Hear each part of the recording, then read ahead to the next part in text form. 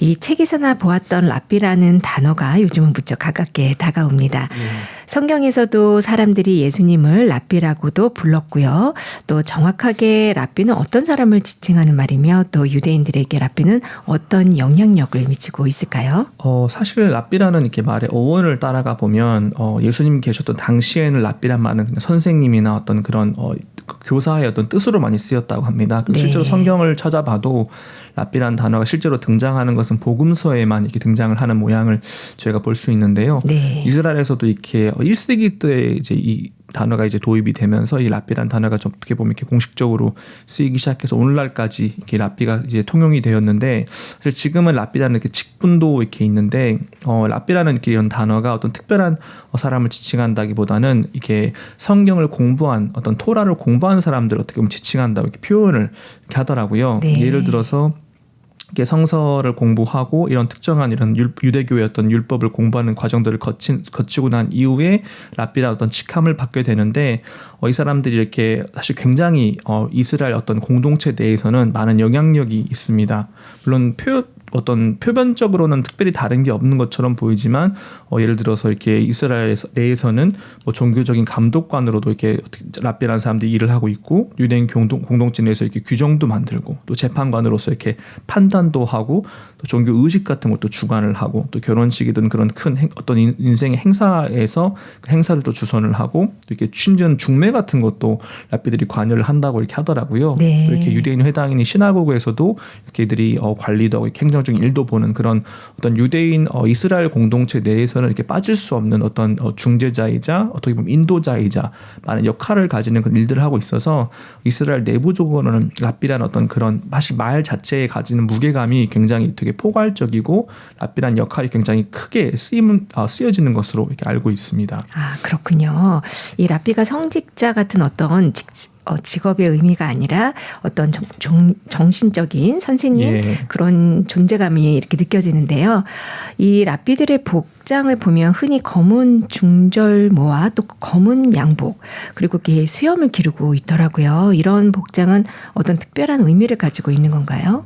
사실 랍비들만 그런 복장을 이렇게 입는 건 아니고요. 이렇게 공식적으로는 랍비 복장이 정해져 있지는 않다고 합니다. 네. 근데 이제 왜 그런 저희가 통상적으로 이렇게 중절모나 뭐 이렇게 검은 양복이나 이런 수염들을 왜 볼 수 있냐면, 이렇게 이스라엘 내에서도 이렇게 극보수주의나 근본주의적인 유대인 종파들은 어떤 그런 자기들의 종교심을 나타내기 위해서 그런 검은 복장이나 이렇게 중절모 같은 복장들을 쓴다고 합니다. 그런 것들이 이제 어떤 의미에서는 이렇게 검은 복장 같은 경우는 예루살렘 성전이 파괴된 것을 추모하면서 네. 우리가 그런 죄도 우리가 짊어지고 산다는 그런 의미도 이렇게 있다고 하고요. 그래서 여러 가지 의미에서 종교적으로 자신의 어떤 믿음을 나타내는 방법이지, 어떤 랍비를 이렇게 입는다는 복장이 정해져 있는 건 이렇게 아니라고 이렇게 하더라고요.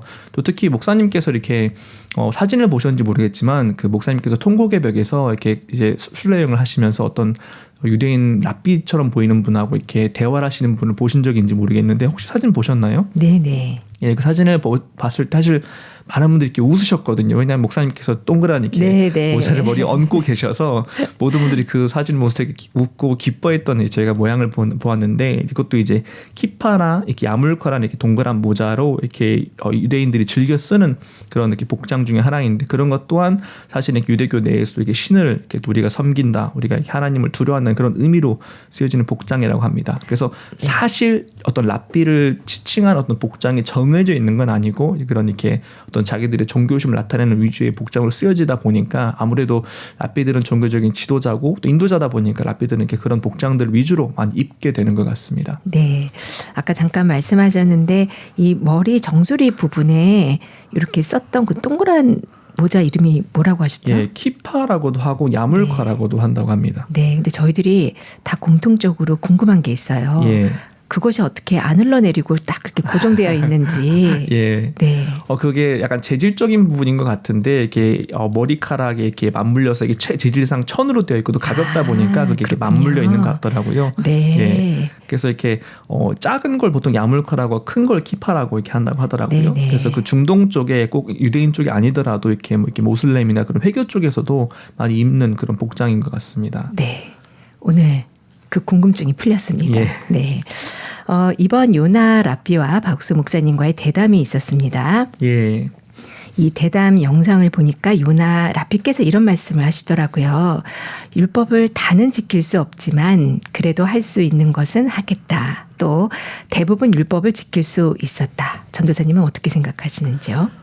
사실은 이제 저희가 어떤 이번 목사님과 그 요나와 테라비브 랍비나 어떤 그 이후에 만나셨던 다른 랍비들과의 면담을 통해서 저희가 공통적으로 볼 수 있었던 것 중에 하나가 예수님이 살아계시던 당시에 당시에 이렇게 많은 율법사나 율법을 공부하던 뭐 바리새인이나 사두개인들이나 이런 사람들이 어떤 가졌던 율법에 대한 태도나 오늘날 이제 그런 어떤 그 사람들이 가졌던 그런 율법에 대한 태도와 오늘날 정말 수천 년이 지났지만 이들이 가지는 태도가 이렇게 동일한 것을 사실 볼 수가 이렇게 있습니다. 네. 율법을 지켜야 하고 우리가 실수할 때도 있지만 이렇게 우리가 지켜야 하고 그러니까 나는 다 못 지켰지만 또 이렇게 어느 정도 지켰다고 생각을 한다. 어떻게 보면 성경에 율법사가 한 얘기가 굉장히 흡사한 것들을 이렇게 볼 수가 이렇게 있는데요. 이 유대인들은 사실 하나님을 굉장히 사랑하잖아요. 예. 그 사랑하는 하나님이 주신 거니까 예. 또 그 율법이 소중하게 느껴졌던 것 같아요. 예, 맞습니다. 네. 이들이 하나님을 자기들이 섬기고 또 자기들이 선민 어떻게 선택받은 민족이라고 생각하기 때문에 그런 분의 자부심도 있고 자존심도 있고 해서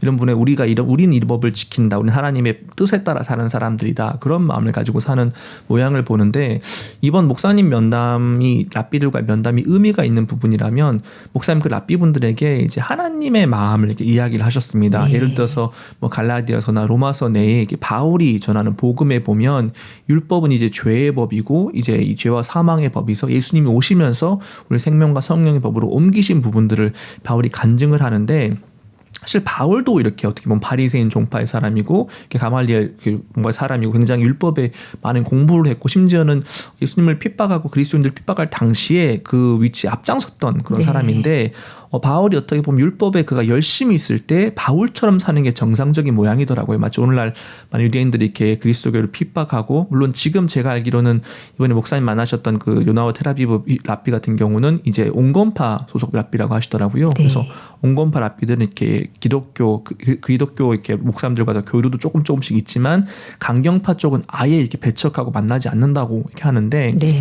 그런 부분에 굉장히 이렇게 물론 조금 태도의 차이가 있을 수는 있지만 이런 율법을 지키는 분에도 굉장히 분명하고 심지어 이렇게 이런 요나 랍비와는 대화가 좀 잘 됐지만 제가 듣기로 다른 랍비분이 또 계셨는데 그분이 목사님과 면담하실 때 목사님께서 이분이 계속 뜻을 굽히지 않았다고 네. 이렇게 하시더라고요. 그러면서 이렇게 목사님 나중에 다시 자리에서 일어나서 막 이렇게 얘기를 하셨고 그분도 같이 일어서서 지지 않고 이제 얘기했다는 그런 제가 나중에 후기도 제가 이렇게 들었는데 네.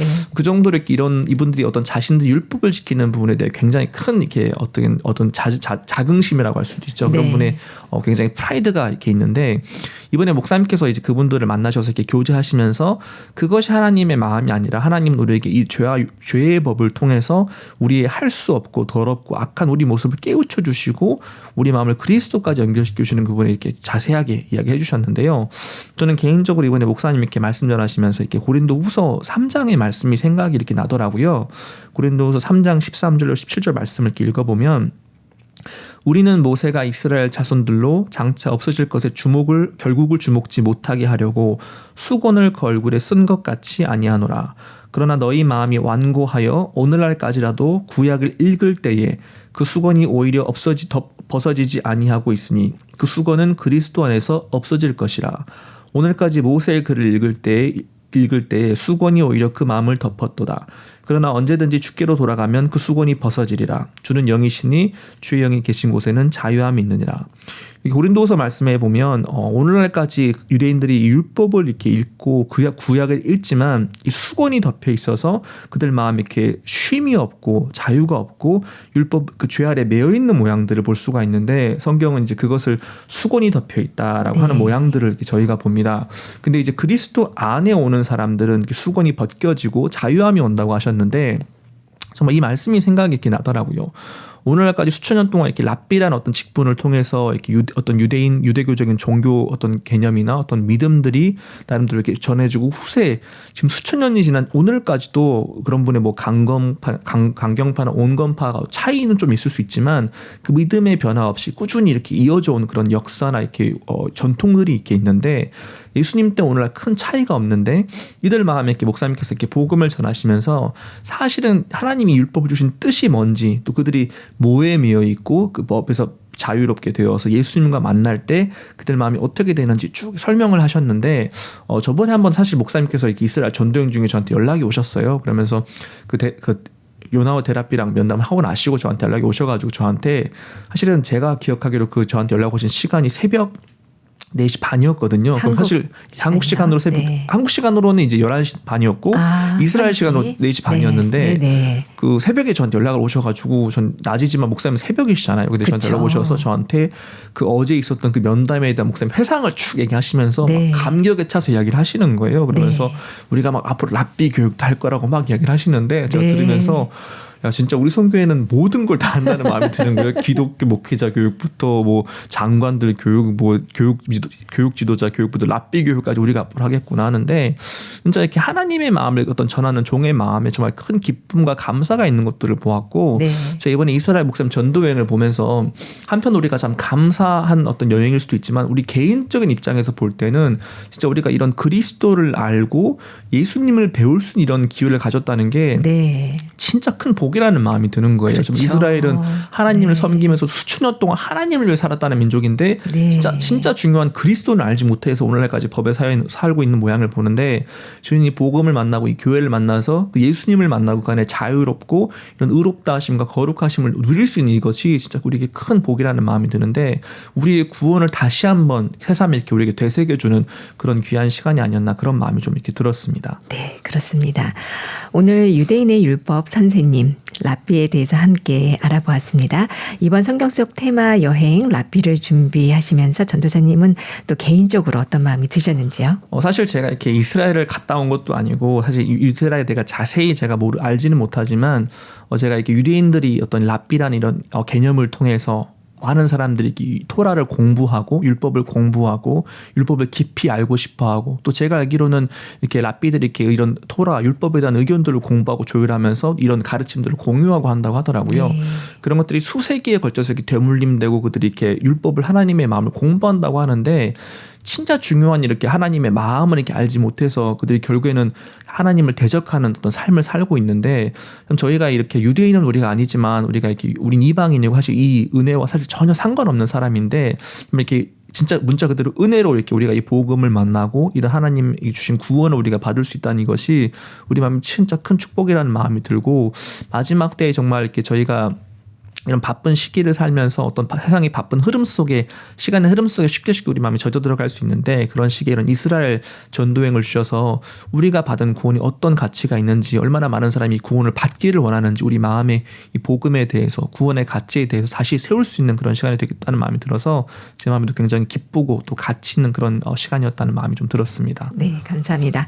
오늘은 전도사님과 함께 제트 비행기를 타고 이스라엘에 갔다 온 것 같습니다. 오늘 함께해 주신 기쁜 소식 강남교회 김사무엘 전도사님 감사합니다. 감사합니다.